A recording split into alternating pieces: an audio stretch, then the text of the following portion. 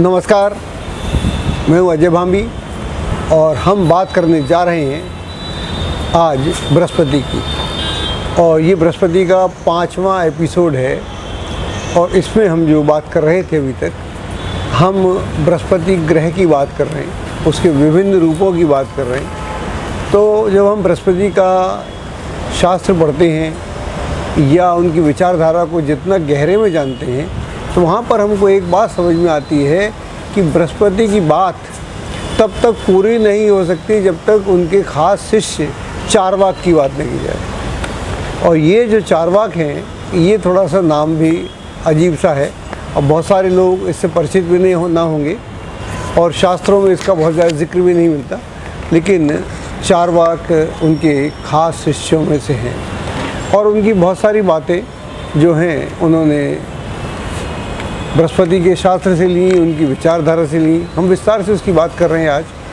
और बहुत सारी बातें उनकी अपनी हैं। 2 सूत्र तो उनके अपने गुरु के हैं, यानी बृहस्पति के हैं, बाकी पूरा शास्त्र उनका अपना है। तो हम उसकी बात करते हैं। देखिए, बड़ी अजीब बात है कि एक ज़माना था कि जब लोग महाभारत अपने घरों में नहीं रखते थे, बाकी सारे शास्त्र उनके यहाँ मिल जाते थे, वेद पुराण मिल जाते थे, रामायण मिलती थी, इवन महाभारत और उपनिषद सब कुछ मिल जाता था, ये नहीं मिलता था। और महाभारत से लोग घबराते थे। ऐसा भी कहते हैं, ऐसा भी जिक्र आता है, जो लोग अध्ययन करते हैं बताते हैं कि जब महाभारत लिखी गई थी उसमें 1 लाख श्लोक थे, अब उसमें उतने नहीं मिलते। तो कई बार समाज में कुछ चीज़ें जब उसमें जो जिक्र है, लोग घबराते इसलिए थे कि जो भाइयों का युद्ध में विवत्सता दिखने को आती है और जिसमें कल्चर का, संस्कृति का और सामाजिक व्यवस्था का जो ह्रास होता है, वो बड़ा आम आदमी के लिए असहनीय हो जाता है। इसलिए लोग उससे भागते थे। ये अभी की बात है, आप सब जानते हैं। जब B.R. चोपड़ा ने महाभारत बनाने का बीड़ा उठाया तो बहुत सारे उनके मित्रों ने बताया कि कहाँ चोपड़ा जी, आग से खेल रहे हो, बड़ा मुश्किल हो जाएगा आपके लिए, आप ये सब कर नहीं पाएंगे और लोग आपके सीरियल को देखेंगे ही नहीं। लेकिन आप सब जानते हैं, ऐसे बहुत कम लोग हैं इस देश में जिन्होंने महाभारत ना देखी हो। तो 2-3 बार देखी हो ऐसे तो बहुत होंगे ही होंगे। और अब लोग घरों में महाभारत भी रखते हैं, उसको पढ़ते भी हैं और उससे किसी को परहेज़ भी नहीं है। तो यह एक स्थिति है। लेकिन मुझे कहते हुए थोड़ा सा खेद है कि चारवाक के साथ ऐसा कोई न्याय कभी नहीं हुआ और जो चारवाक का कभी ऐसा स्वागत नहीं हुआ, बट हैं वो बृहस्पति के शिष्य। तो आज हम उनकी बात करेंगे। हमेशा की तरह हमारे साथ आज कविता जी हैं और कविता जी हम पर प्रश्न दागेंगी और हम इनके प्रश्नों का उत्तर देंगे। आपका स्वागत है। नमस्कार सर जी। भाभी सर, आपने अभी चारवाक की बात की। आपने बताया कि चारवाक बृहस्पति के शिष्य थे, पर हमने जब भी ज्योतिष में बृहस्पति को पढ़ा, सुना, तो कभी चारवाक का जिक्र ही नहीं हुआ। हालांकि मैंने दर्शन शास्त्र ज़्यादा पढ़ा तो नहीं है, तो मैंने कभी उनके बारे में सुना भी नहीं। ज़रा इनके लिए आप विस्तार से समझाइए ना। देखिए, जो चारवाक हैं वो वैदिक ऋषि हैं और इनका जिक्र हर जगह मिल जाता है। जो लोग पुरानी किताबें पढ़ते हैं वहाँ इनका जिक्र मिल जाता है। लेकिन इनका जो शास्त्र है वो पूरा नहीं मिलता। और आपको ताज्जुब होगा जानकर, इनके जो वाक्य हैं मात्र 4 वाक्य हैं इनके, और 4 वाक्यों ने कमाल कर रखा। और लोगों के तो पता नहीं कितने कितने वाक्य हैं। ये 4 वाक्य से ही अपनी बात कह जाते हैं। सर, ये तो बड़ा रोचक विषय है। मेरी बड़ा एक्साइटमेंट बढ़ रही है कि आखिर ऐसे इनके क्या 4 वाक्य थे जो क्रांतिकारी थे कि लोगों ने इतना इसके बारे में, बृहस्पति के शिष्य होते हुए इनका जिक्र भी नहीं हुआ बहुत ज़्यादा। इसको तो आप और विस्तार से ही बताइए। देखिए, इनका जो जिक्र है वो अलग अलग तरीके से रामायण में मिलता है। हम उसकी बात आगे आपसे करेंगे। रामायण में मिलता है, महाभारत में मिलता है और कई स्थानों में मिलता है। और सूत्र सिर्फ 4, वाक्य सिर्फ 4। जी, मैं आपको बताता हूँ। उनके 4 वाक्य हैं जो संस्कृत में हैं। वो कहते हैं, या जीवेत सुखम जीवेत। पहला उनका वाक्य, या जीवेत सुखम जीवेत। सुखम जीवेत। और दूसरा उनका वाक्य है ऋणम कृत्वा घृतम पीवेत, दूसरा वाक्य। जी। ठीक है।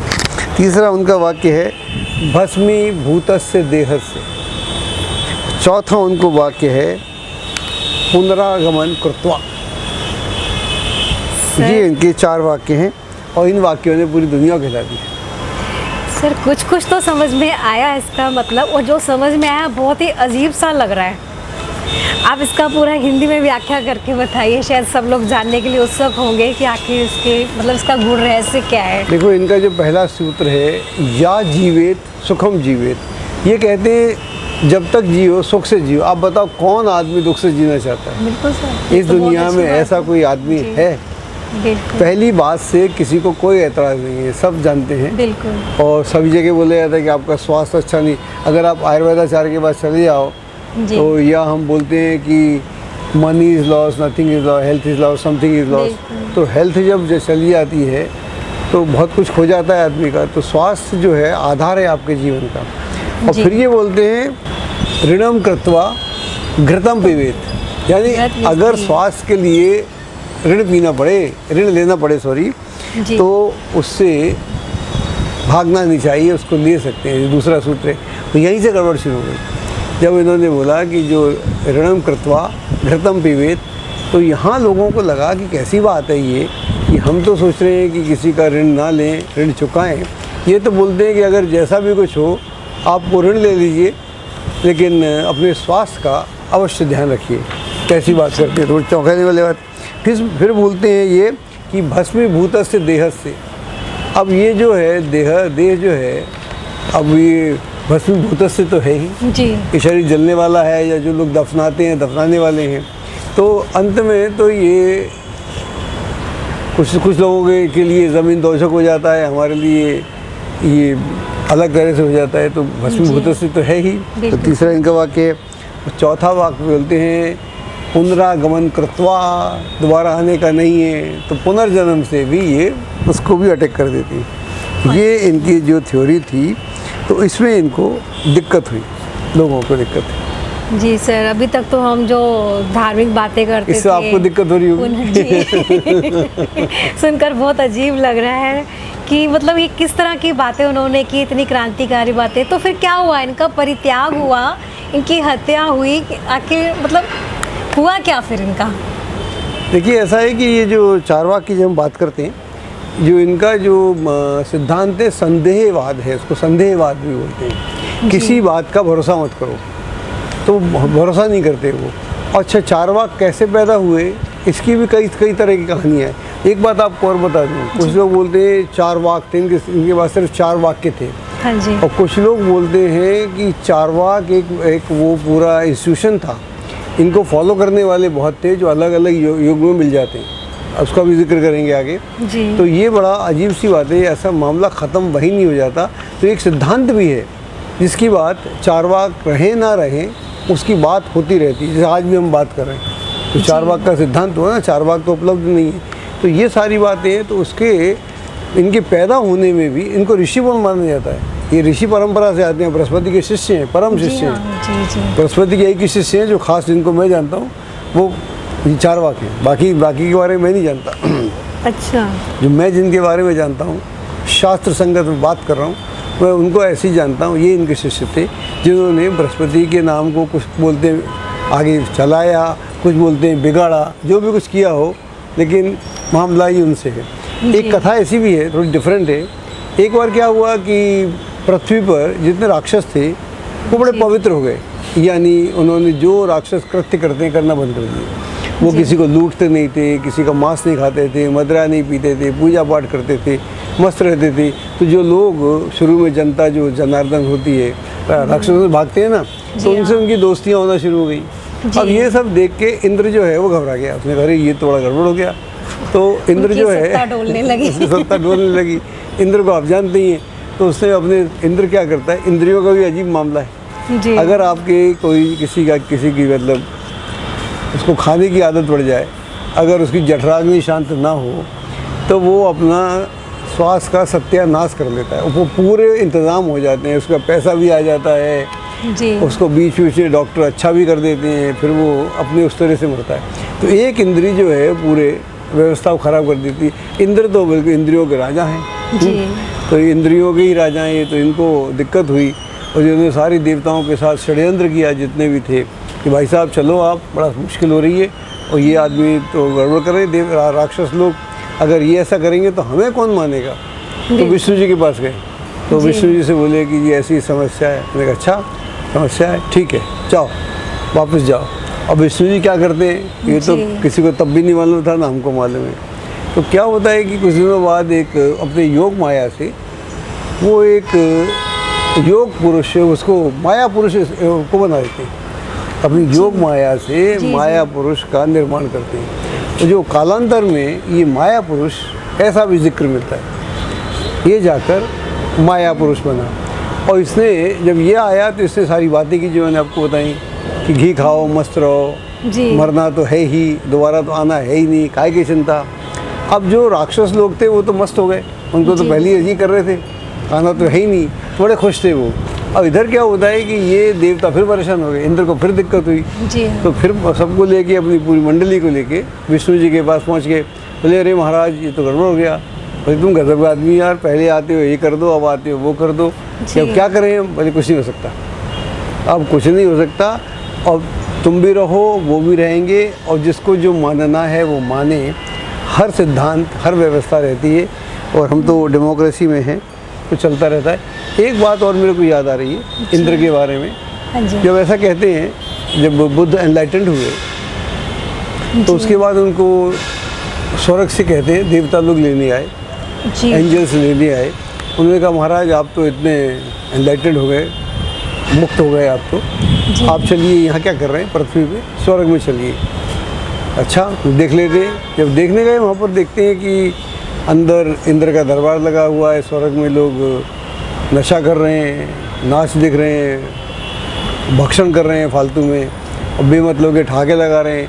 तो उन्होंने बोला कैसी घटिया जगह है, मैं यहाँ नहीं रहूँगा, वापस आ गए। अच्छा। तो इंद्र के बारे में बहुत सारी बातें, तो ये विष्णु जी की माया से उत्पन्न हुए व्यक्ति हैं। भाभी सर आपने बिल्कुल ठीक कहा कि भगवान विष्णु के मन में क्या चल रहा है ये तो उनके जो परम शिष्य हैं, नारद जी, वो भी नहीं जान सके, तो आम लोग क्या जानेंगे।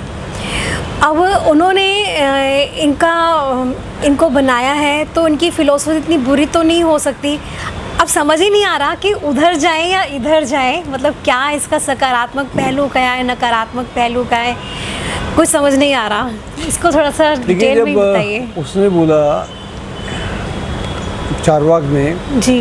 कि मस्त रहो, खाओ पियो ऐश करो, ये जी। जीवन दोबारा मिलने वाला है नहीं और कोई कुछ नहीं होता, ये जीवन है तब तक आप हैं, सुख से रहो।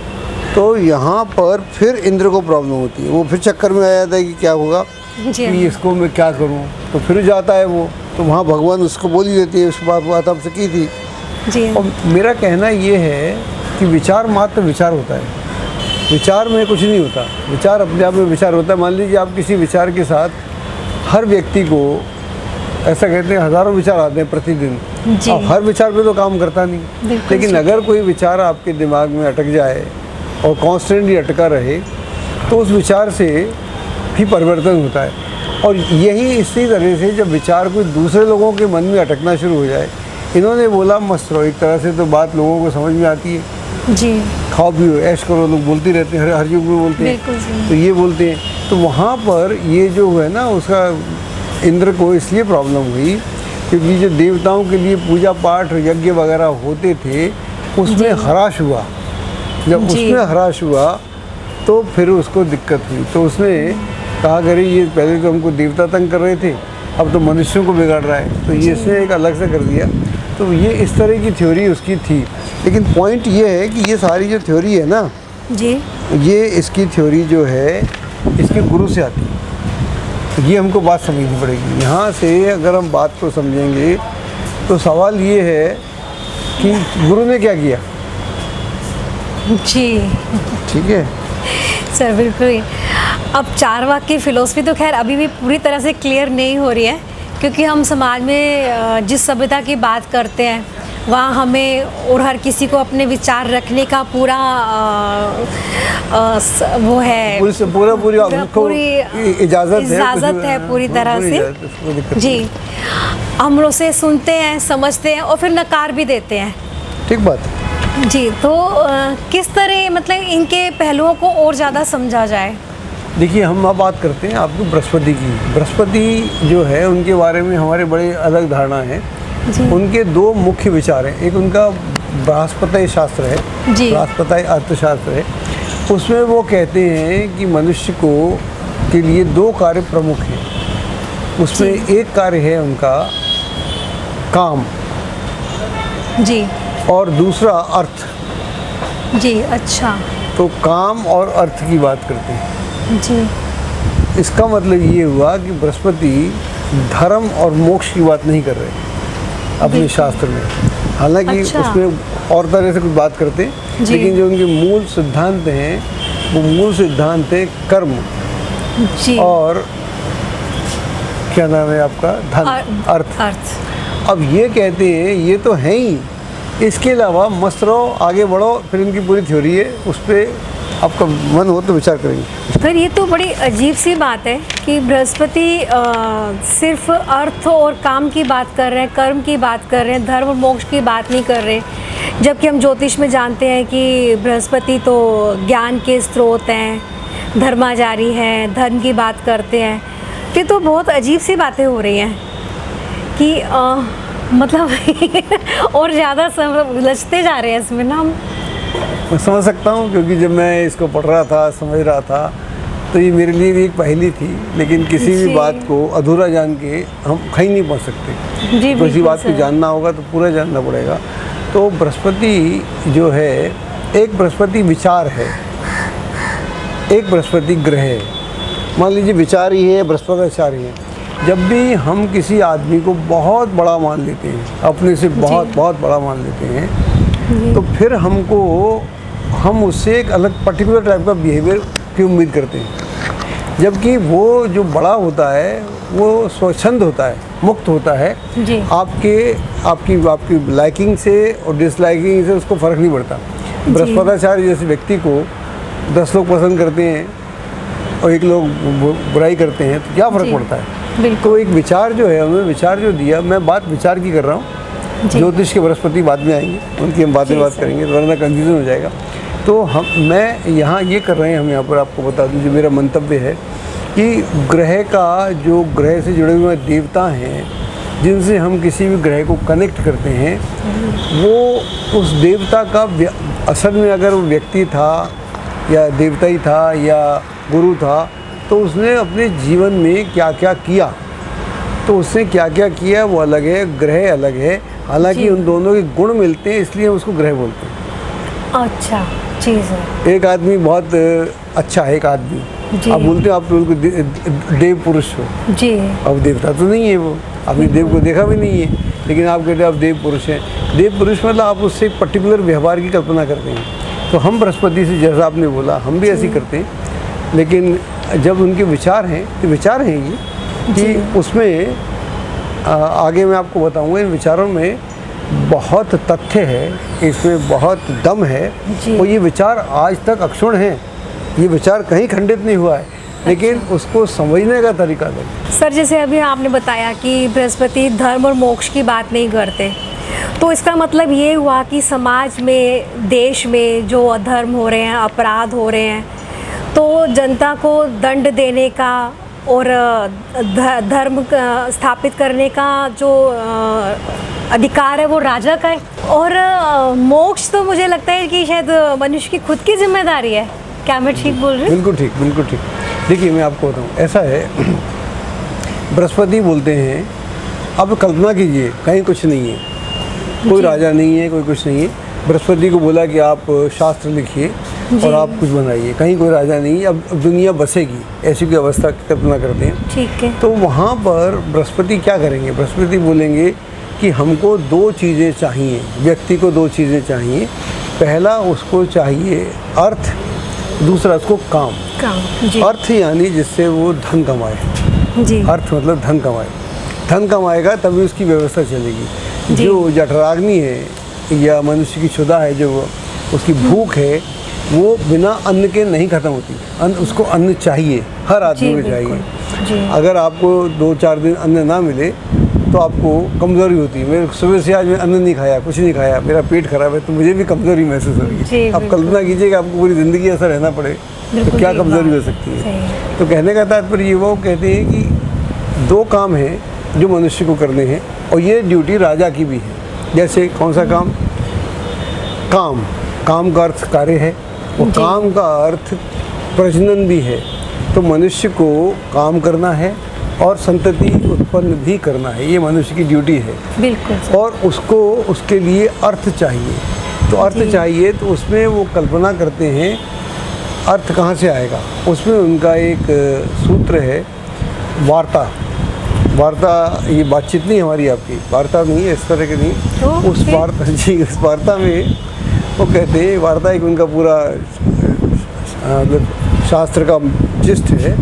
वार्ता यानी कृषि। अच्छा। और वार्ता यानी, ये वार्ता में कृषि और वाणिज्य, ये अर्थ में आएगा। अच्छा, ये अर्थ का विषय हुआ ना। तो कृषि की आवश्यकता है, कृषि की आवश्यकता है। तो कृषि करेंगे तभी तो समाज बनेगा। जब समाज बनेगा तभी तो कोई धर्म मानेगा। बिल्कुल। जब समाज ही नहीं बनेगा, धर्म कहाँ से मानेगा। तो उसके लिए बोलते हैं कि ये क्या नाम है, सबसे पहले हमको चाहिए कृषि, और दूसरा वाणिज्य से आपका व्यापार होगा। फिर वो लेन देन के आदान प्रदान की जो व्यवस्था थी, बार्टर सिस्टम, उसकी बात करते हैं। जी। तो ये बात करते हैं और इस तरह से वो अपनी बात को आगे बढ़ाते हैं। तो ये बृहस्पति का रोल है। तो बृहस्पति बुरे नहीं है, उनका तरीका अलग है। तो इनका शिष्य इनसे कई कदम आगे, अभी उसको छोड़ा दिया अभी हमने। अब आपने जो बताया, तो इससे तो पता चल रहा है कि जो बृहस्पति के विचार थे वो ही उनके शिष्य चारवाक के भी विचार थे। तो इनमें क्या समानता थी और क्या असमानता है? देखिए, बहुत अच्छा प्रश्न है। देखिए, ऐसा है कि चारवाक जो हैं, बृहस्पति के शिष्य हैं, उनको चारवाक के अपने गुरु के 2 विचार तो अच्छे लगे। जी। कि धन चाहिए, हाँ जी, अर्थ चाहिए जी, और साथ में काम चाहिए, काम के अर्थ में अर्थ होता है। तो वहाँ पर उनमें कोई मतभेद नहीं है। इनका एक शास्त्र है बृहस्पति का, उसको बोलते हैं लोकायत। लोकायत का मतलब सीधा सीधा हुआ लोग के भले के लिए। जी। वो जो लोक का कल्याण के लिए उनका शास्त्र है, उसमें उन्होंने बोला है कि ये जो कृषि है उसका आवंटन कौन करेगा? उसका आवंटन राजा करेगा, और उससे जो अर्थ आएगा उसकी व्यवस्था राजा करेगा। वहाँ पर आगे चलकर वो बोलते हैं कि अर्थ का मतलब जो अर्थ है उससे कहते हैं अनर्थ नहीं होना चाहिए। जी। और अनर्थ जो करेगा, जो अर्थ है ना, हाँ जी, हाँ जी, अर्थ का जो अनर्थ करेगा जी, या अधर्म करेगा, जी, अर्थ है ना, हाँ जी, तो अर्थ का अपोजिट करोगे तो क्या होगा? अनर्थ। जी। तो जो अनर्थ करेगा उसको दंड राजा देगा। जी। तो न्याय की व्यवस्था राजा करेगा, तो वहाँ उनका पूरा दंड विधान है। जो उनका दंड विधान है उसी को ये फॉलो करते हैं चारवाक। और आगे चलकर चाणक्य ने जी अपने अर्थशास्त्र में इसका जिक्र किया है, और वो कहते हैं कि मैंने ये सिद्धांत उनके दंड विधान से या बृहस्पति शास्त्र से लिया है। तो मामला गहरा है जी। यहाँ, लेकिन आगे चलकर शिष्य और गुरु में परिवर्तन हो जाता है उनके विचार में। सर, आपने तो बहुत आसान तरीके से बताया कि बृहस्पति जी ने अर्थ और काम की बात की, और मोक्ष और धर्म को उन्होंने किस तरह राजा की जिम्मेदारी को बताया। आपने चारवाक और बृहस्पति के विचारों की समानता तो बताई, अब वो शिष्य थे उनके, पर असमानता क्या है? देखिए, असमानता वहाँ शुरू होती है। चारवाक ये बोलते हैं, चारवाक क्या है, जब मैं जितना उसको पढ़ता हूँ, जितना समझता हूँ, तो वहाँ 2 बातें हैं। चारवाक एक व्यक्ति भी है और एक वो विचार भी है। जी। तो इनको हम बोलते हैं वैदिक ऋषि थे। इनका जिक्र आता है रामायण में। जी।